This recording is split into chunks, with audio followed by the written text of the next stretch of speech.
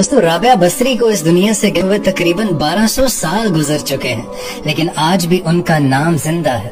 और आपको बताऊं कि ना ही वो कोई शहजादी थी, ना ही वो कोई मलिका थी, और ना ही वो कोई इतनी खूबसूरत थी, और ना ही वो खानदानी थी, बल्कि औरत होने के लिहाज से हर ऐब उनमें मौजूद था।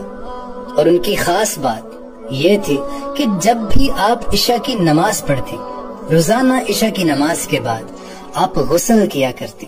गुस्ल करने के बाद आप अच्छा लिबास पहनती, अपने शौहर के पास जाती और उनसे पूछती कि क्या आपको मेरी जरूरत है। अगर शौहर कहते कि नहीं है तो फिर आप उनसे इजाजत तलब करती कि क्या मुझे इजाजत है। शौहर उनकी इजाजत दे देते और फिर वो ऐसे मुसल्ले पर खड़ी हो जाती कि फजर भी उसी मुसल्ले पर होती। उनके खाविंद बीमार रहते थे और उनके खाविंद बीमारी की वजह से जल्दी वफात पा गए, तो आप जवानी में ही बेवा हो गए।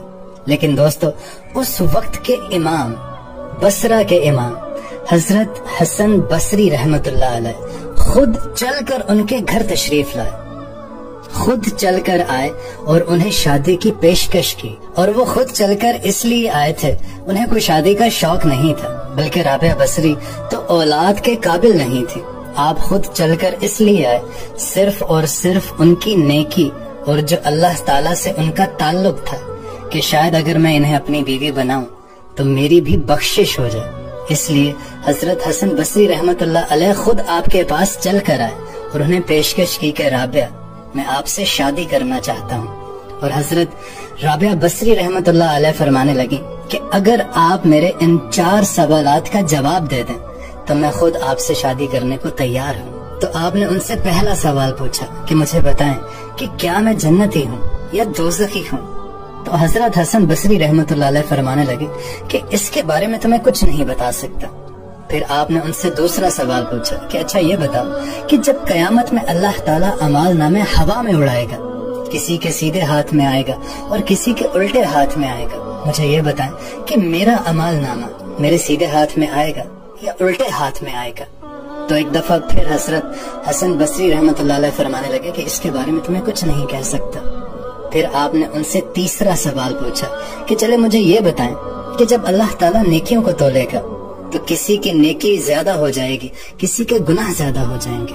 आप मुझे बताइए क्या मेरी नेकियां ज्यादा होंगी या मेरे गुनाह ज्यादा हो जाएंगे। और एक दफा फिर हजरत हसन बसरी रहमतुल्लाह अलैह उनसे फरमाने लगे कि इसके बारे में भी मैं कुछ नहीं बता सकता।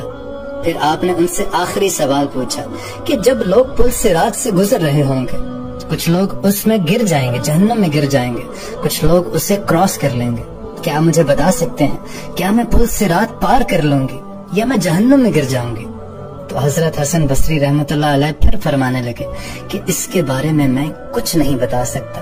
तो फिर आप फरमाने लगे कि माजरत आप यहाँ से जा सकते हैं, मुझे इन 4 सवालों की तैयारी करनी है। मेरे पास वक्त बहुत कम है और मेरे पास शादी का वक्त नहीं है, मुझे इन 4 सवालों की तैयारी करनी है। और दोस्तों फिर जब इनका इंतकाल हुआ तो आपका इंतकाल रात के वक्त हुआ। आपने अपनी फातिमा से कहा कि मुझे जल्दी से दफन कर देना, किसी को मत बताना, सुबह लोगों को बेशक बता देना, लेकिन रात को मुझे जल्दी दफना देना और मुझे कफन देना तो मेरी उसी चादर में जिसमें मैं तहज्जुद पढ़ा करती थी, मुझे उसी चादर में लपेट कर दफन कर देना। सुभान अल्लाह। दोस्तों ये वो लोग हैं जो अल्लाह ताला से दोस्ती लगा लेते हैं और अल्लाह दुनिया इनके लिए मसख्खर कर देता है। दोस्तों राबिया बसरी को इस दुनिया से गए हुए तकरीबन 1200 साल गुजर चुके हैं, लेकिन आज भी उनका नाम जिंदा